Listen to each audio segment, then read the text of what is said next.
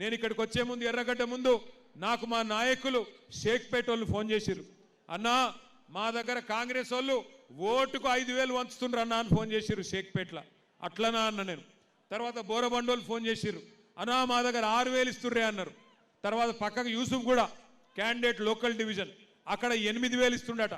నేను ఒక్కటే మాట చెప్తున్నా మీ అందరికీ, మా ఎర్రగడ్డ డివిజన్లో ఉండే ఆడబిడ్డలకు అన్నదమ్ములకు, కాంగ్రెస్ వాడు పైసలు ఇస్తే బరాబర్ తీసుకోండి, మంచిగా తీసుకోండి, సిగ్గుపడకుర్రి, అడుగుర్రి ఇంకా మంచిగా కాంగ్రెస్ వాళ్ళను. ఏమాయ బిడ్డ 5,000 ఇస్తున్నావు, మిగిలిన 55,000 ఎప్పుడు ఇస్తావని అడుగుర్రి. అగో ఏం బాకీ అక్క అంటాడు. ఏం బాకీ అంటే అడుగుర్రి. అవు కొడుక మీరు రేవంత్ రెడ్డి చెప్పిండు కదా డిసెంబర్ 2023 నుంచి 2,500 ఇస్తా అన్నాడు కదా, మరి 24 నెలలు అంటే 60,000 బాకీ ఉన్నావు కదా బిడ్డ, 5,000 ఇచ్చినావు, ఇంకా 55,000 ఇస్తే నీకు ఓటేస్తా, లేకపోతే మా కేసీఆర్ గారికే ఓటేస్తా అని చెప్పండి. అట్లాగే ఇంట్లో పెద్ద మనుషులు ఉంటారు, 1,000 రూపాయలు 2,000 రూపాయలు చేయలు పెడితే వాళ్ళకి చెప్పుర్రి, కొడుక ఇంకా 48,000 బాకీ ఉన్నావు, అది కూడా ఇయ్యి, కాంగ్రెస్ ఓటేస్తా అని చెప్పుర్రి.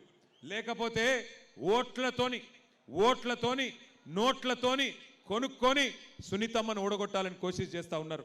మాగంటి గోపీనాథ్ గారు మీకోసం సేవ చేసిన నాయకుడు, ముఖ్యంగా ఆడబిడ్డల కోసం ఎప్పుడు అండగా నిలబడ్డ నాయకుడు. ఇలా ఆయన భార్య ఎలక్షన్లు నిలబడితే ఆమె మీద కూడా కుట్రలు చేస్తున్నారు, ఆమె మీద కూడా చిల్లర ప్రచారం చేస్తున్నారు. మరి అట్లాంటి గోపీనాథ్ గారి యాదిలో ఆయన భార్యకు అండగా నిలబడదామా లేదా? మా ఆడబిడ్డలు చెప్పాలా, గోపన్న భార్యకు అండగా నిలబడదామా, గట్టిగా నిలబడదామా, లేక మళ్ళొక్కసారి కాంగ్రెస్ చేతిలో మోసపోతారా? మీ ఇష్టం. ఎందుకంటే